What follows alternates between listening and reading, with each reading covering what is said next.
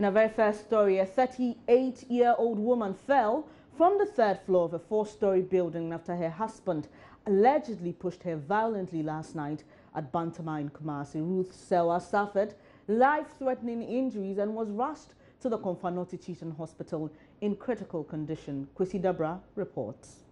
Eyewitnesses say the suspect, Kufia Mwako, pushed Ruth, the mother of one, during an altercation at about 8 p.m. Monday. Neighbors who described the man as a calm person are left in shock by the incident. So what I saw that a mop was carrying a lady. They put her in front of me. Not knowing other guy too was going for a taxi. So when they came, we all helped to put the lady inside the taxi. So the son of both couples, he's about 7 years old. He said, if my mother died, I would die again because my father is a foolish man, he's behaving. Kufia Mwako, however, suggests Ruth ran towards the corridor on seeing him enter the house from outside. He explains in an attempt to avoid him, apparently from failing to cook, she tipped over and fell.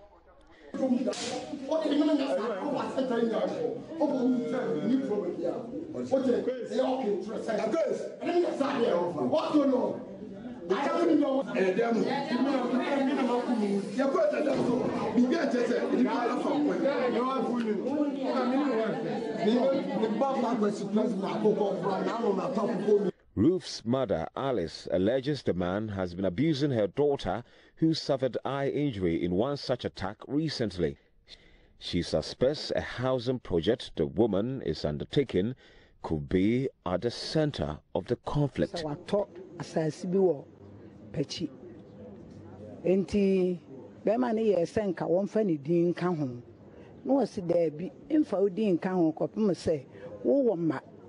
Woma wo baby wo manan enti me sa me de wodine ka ho ebe wi ase no woma be ka se edan no me ne wodia enti me anu matumi susu ene makoto me plot enti o ka sa no se ha be ma no enti de wo hunu ya be ma no hu ya chese me ba na si a wo ye dru lenten kura ama na wie to ko hunu ya na ya fe de wi ase kura wo se de brecha ni no ya wo ye dan me ba ne mpana no no me bayin kan bi nhiem dan ko siara no mmerebi to wo wasi antimewu aden wasi kofi na abome wo de twede abo me bayi ha me nanim nyina hono na me si ne nyame anim ni na eden na me fere wonu amema no ene wo mo baaye ti ekoye ye kwansi na be ma no so yesi wa besi machi kan kire obi se wa bore na yire rof wa prepra no ti wo ba na ma me ho abebo na mane tie ba na chese me mama no so ma frɛ wo no ye ko ye be kotu ni fie na chese ayi asempa eneja ye de ko report ye. Reporting for Joy News, Kwesi Debra. Well, the last woman you saw in your shot there is the mother of Ruth Sewa, and she claims that her daughter bought a plot of land and her husband wanted her to put his name to the land title, but she refused, and she suspects that together with some other events may have caused him to be violent against her daughter.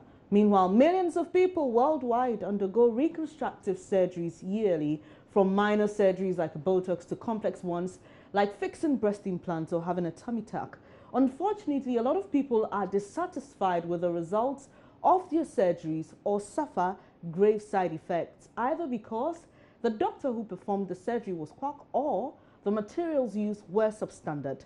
Here in Ghana, the National Reconstructive Plastic Surgery and Burn Center at the Kolebu Teaching Hospital is treating persons who said they visited the OBENGFO hospital in Waja for cosmetic surgery. The Medical and Dental Council last week caused the arrest of the owner of the hospital, Dr. Dominic Obeng-Ando, for practicing without a license. The director of the National Reconstructive Plastic Surgery and Burn Center, Dr. OPOKU WARE AMPOMAH, tells Joy News a number of persons who come to the Kolebu Teaching Hospital with complications have said they went to OBENGFO hospital for cosmetic surgery. I will not be able to go into details about the case, but yes, I can confirm that we have seen a number of cases who had previous surgery at that facility and who have come to us to have their complications sorted out. Well, some of them had basically they had things like liposuction done and it wasn't done correctly, or they had post-operative complications. One or two of them were quite serious and that needed additional surgery. There are one or two that we are still not finished sorting out because of the extensive nature of what they are. Most of the time, it affects the part that was operated on. So if the person had something down the tummy, you'd see the complication right there. And some of the problems are to do with abnormal scarring, abnormal healing, maybe just the technical problems in terms of the inappropriate operation being done for a particular condition, or probably the post-op management, not going the way it should have gone, etc.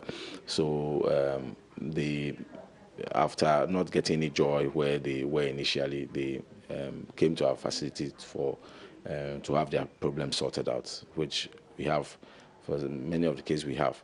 But for some of the issues, they are such that no matter whatever corrective surgery is done, there will still be some residual issues that they will have to live with.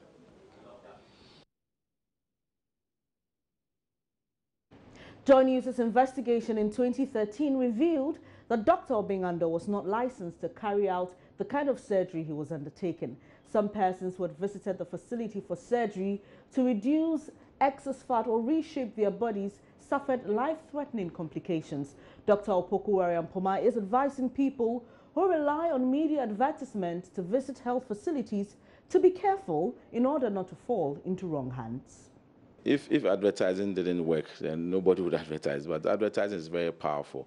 And in fact, it is one of the reasons why the Medical and Dental Council, in its wisdom, in fact, if you go to many places, generally doctors are not supposed to openly advertise, and it's for good reason, because is the best surgeon the one who can put on the biggest billboards, etc. So it is something that the Medical and Dental Council has spoken clearly. I mean, it's against the rules. So as health practitioners, you won't see individual doctors going out to advertise what they do. I mean, you can present your work at a professional meeting to be evaluated by your peers, but then sort of to go around showing advertising openly like that is something that the Medical and Dental Council frowns upon, and I expect that every medical practitioner in Ghana who is in good standing should respect the regulations, because it's there for good reason. Social media is a very powerful tool, but it can be used for both good and bad. I said, I cannot verify the authenticity of whatever pictures people put up, but we all know about photoshopping. We all know about the way pictures can be manipulated. And the other thing that we should also know is that, let's say if I've done 100 operations, okay, and 90 of them were bad, and 10 of them were good. If I'm going to show you pictures, do you think I'll show you the pictures of the ones that went bad, or I'll show you the pictures of the ones that went good? So having pictures doesn't necessarily mean that I'm a good surgeon. So if you came and asked me for pictures, or if I were to advertise, I can advertise very nice pictures, but that doesn't necessarily mean that I am a good surgeon. So it will have to take another professional, or if you are within a professional body and your work is being reviewed over a period, that is when you'll be able to really tell whether somebody meets the competency criteria or not. So I would say that advertising should be taken with a pinch of salt. So you need to do your own research and do your own background check. Find out who is this person, what is his qualification, what kind of team is the person working with. Because it's not, sometimes for these surgeries, it's not just about the surgeon. It's also about the team. People like the anesthetists, although they are in the background, they are also very, very key, because they are the ones who put you to sleep and wake you up after the surgery. You're watching Joy News today with me, Bernice Abubed. We'll take a quick break. When we come back, we'll bring you some more stories. Please don't go away.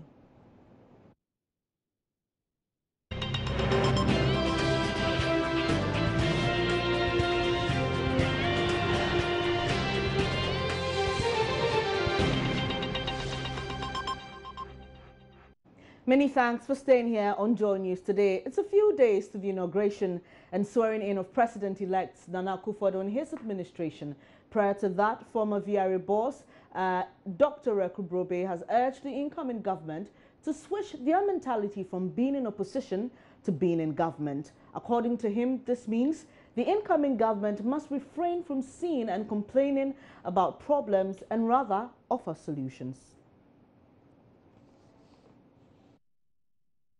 Anytime. Betway. Of a national health service and the payment of the service providers, it is not put as the forefront, so that the people who the service was provided for have to go on to cash and carry to get that service. So that, for me, is the cardinal lesson that the new government ought to learn. But I think at the heart of what I would say is that it is not really about the promises that they made. They need to have a mental switch from being in opposition to being in government. In opposition, you point out the flaws. In government, you provide solutions. So right from the 7th December, after my brother has become when the elect is dropped off, when he's the president of Ghana, the immediate thing has to be solutions. For example, we are in a very dicey situation with power supply, okay? Because of the traditional way in which the demand goes down at Christmas because industry is taking holidays, etc. By and large, there's a seeming thing that there's supply. But all I'll say to President Akufo-Addo is that if they do so at midday on the 7th of January, it is not Mahama's fault. It is MPP's fault. So the important thing is to make sure that whatever you need to do to ensure that when the baton is passed to you, you are able to sustain power supply. But why would you blame him on December 7 midday if the power goes off? Hold on. If the power goes off, why would you blame him? Because at that time, he has not begun taking any decisions yet. He's the president of Ghana. He's not implementing. No. You see, the administration begins after his swearing in. MFA, please. It's not me. Maybe I can understand. But there's so much expectation, Well, the point I'm trying to make is that when that baton has been passed over, you can no longer say Mahama has caused him so. It becomes your responsibility. All right? So I'm not literally saying midday. I'm literally saying that you need to sustain the power supply. And all the issues that we raised now becomes your issue. You see? And I think one of the problems of the transition process is that maybe too much time is being spent on trying to find a status report from the outgoing administration. They'll put their best foot forward. But as Reagan used to say, trust but verify. Do your own independent investigation. Let me say, for example, in the power sector, my nephew George Napot 2-3 weeks ago was saying that they have, and even the Minister of Finance were both saying that they have left a perfect condition for which the new administration should be. So you are the expert. Exactly. No. The point is that I'm an expert. I'm not necessarily studied. But you are privy to information. You know what the actual situation is. Well, and I think that the transition team, because they've got people there, they're also privy to the situation on the ground. So it's not for me. All I'm saying is that they no longer have the luxury, of saying, say, the outgoing administration alakawo. They don't have that. They told us a lie. No, you don't have that. So you should really find out for yourself what the problems are, what the status is, what are the things that, you know, when I used to be involved in the power sector, as soon as I was appointed, I told my staff, I'm not here to manage Dumso. I'm here to keep the lights on. When you say you are not here to manage Dumso? Yeah, because we used to take so much pride in Ghana about how efficiently we manage load shedding. People were so proud that we could give timetables and stick to them and do, you know, and we're not particularly concerned about the fact that the better thing you had to do was not to have done so at all. So I said to my colleagues and my staff, I am here to keep the lights on, not to manage load shedding. And that has to be the cardinal, you know, focus. Keep the lights on. If you're going to have one factory, one district, that has got its own energy implications. Because you've got to make sure that the factory is provided with energy on a sustainable basis.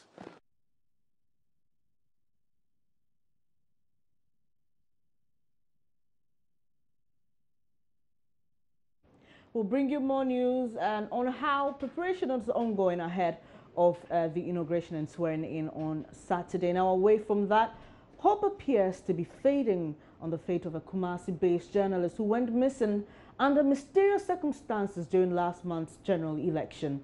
Dasibre Ejay-Dramna's friend and other associates are already reaching out to his family with various forms of support.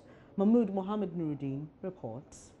Newscaster and talk show host of Kumasi-based Ash FM, Ejay-Dramna, member of the Adventists in media, has been missing since December 7. Wednesday, January 4, 2017 will be exactly 4 weeks since Dasibre disappeared. He was scheduled to cover the polls for his station in the Bekwai constituency after supposedly voting in his hometown at Tremade. After a couple of updates on air, his two phone lines became unreachable. Station sources suggest he had confided in two unidentified persons he would go on a 2-week break after the election, during which he will turn off phones. Police have mounted a search for him with 32,000 Ghana cedis reward for information leading to his whereabouts. In the midst of the uncertainty, individuals and groups are showing compassion to the family. The latest is the Adventists in Media Ghana, of which Dasibre is a member. The group donated an unspecified amount of money to support the upkeep of Dasibre's children. President of the SAM, Edu Jemfi Yeboah, says members hope their colleague will eventually be found. Mother of Dasibre, 72-year-old Amatiwa, cannot hold her tears back.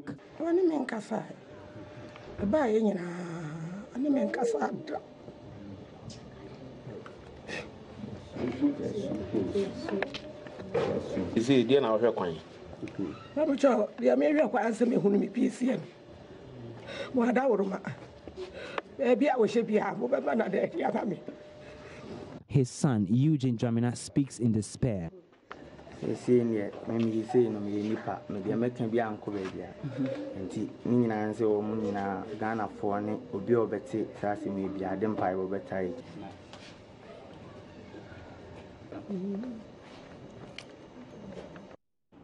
Well, we hope that he's found whole and alive. Away from that, the Chinese community in the Ashanti region, represented by the Guangxi Chamber of Commerce in Ghana, says it is committed to improving relations with Ghanaians.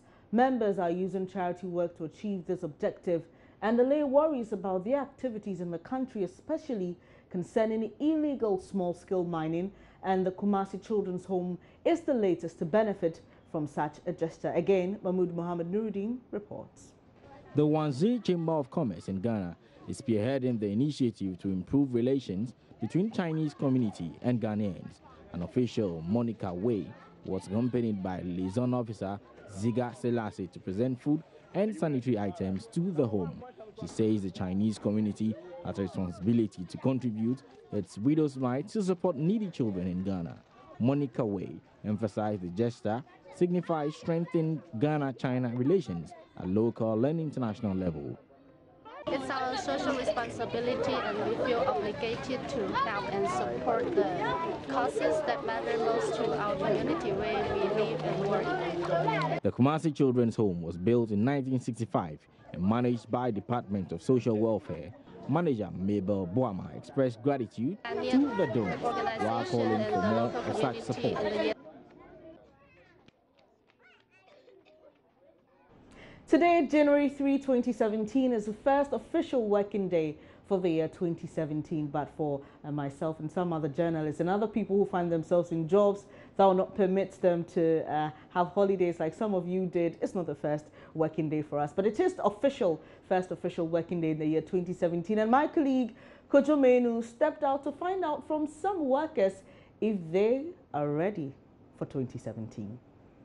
It's the first working day of the new year 2017, and we are here to find out how prepared Ghanaians are for the new year, how they have spent the holidays, and how refreshed they are for the work that is ahead of us in the... So God has ushered us from 2016 successfully to 2017. So look forward to Him. Right now, currently, I have nothing in my account. So I'm still praying and hoping for the best. I've thanked God that the year we are in the 2017, so we are praying to God that everything should be okay. Are you prepared for work this 2017? Yes, of course. No, for me, I'm a self-worker, so yeah. You are self-employed. You think you have enough to manage? You didn't make a lot of expenses during the Christmas? Oh, I manage it. I don't, spend a lot, so yeah. Okay, let's say 2017, God willing, has come to meet us by His grace. And then anything that 2017 came with, I am ready for it. No matter whether good or bad, because you can't get the good at all times and you can't get the bad at all times. So I'm ready for both. But we just pray that the good will be much more than the bad. In terms of work, what are your expectations? With work, actually, the weekend was much tiring with 31st and 1st at the same time, but it's okay to start with. At least yesterday was enough rest. I didn't go anywhere yesterday. I took it to rest. So I think today being a working day, it's enough for me to start with. I see. How about your bank account? Is it red already? With that one, I'll see you in chambers. You have enough to manage for January, at least till the next one hits your account. Oh, actually, I didn't spend much during the Christmas and the New Year, so I think I have enough to spend till the first salary of the month. I'm very, very ready for 2017 because I think everything will be successful. Do you think you are energized enough? Yes, sir. Okay. How about your finances? Did you get an early salary in December? Yes, sir. What about your expenses? Do you have enough to manage to the end of January? Oh, as for the expenses, now it's problem. It's problem for the way we can manage this January is difficult. Well, let's see how a lot of us make it through January. But in business, black market activities in the downstream petroleum sector is posing a huge threat to the growth of indigenous oil marketing companies in the country.